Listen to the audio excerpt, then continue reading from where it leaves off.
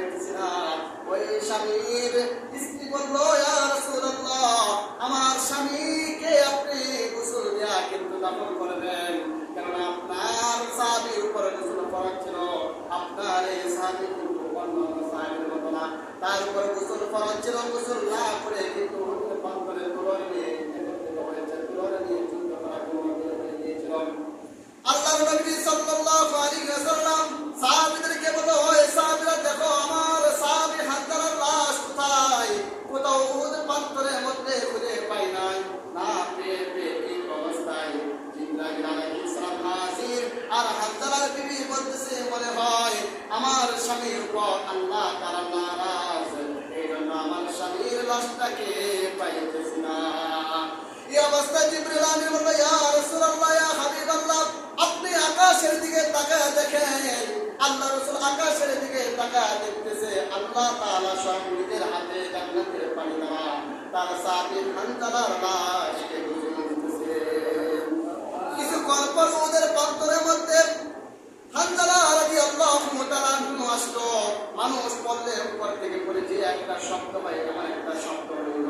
রাসূল সাল্লাল্লাহু আলাইহি ওয়াসাল্লাম হানজালার দিকে তাকায় দেখে মানুষ সবে মাত্র গোসল করলে দাড়ি থেকে চুল থেকে যেভাবে টপটপা পানি পড়ে, হানজালার দাড়ি থেকে এভাবে টপটপা পানি জমির মধ্যে পড়তেছে। বলেন সুবহানাল্লাহ। কত আশিক ছিল, কত আশিক ছিল সাহাবী হানজালা। নবী ইব্রাহিম ছিল বর্তমানে তো আমরা আশিকের রাসূল ছিল। সাহাবীদের ভিতরে প্রেম ছিল, ভালোবাসা ছিল। এই যে 12 রবিউল আউয়াল আসতেছে, আর মাত্র কয়েকদিন পরে মানুষ শুরু করে দিবে মিলাদুন নবী পালন করা, জন্মদিবস পালন করা। আপনার আদরের সন্তান আছে, জন্মদিবস পালন করেন না। যাদের আদরের সন্তান আছে, জন্মদিবস পালন করা হারাম, জায়েজ নাই।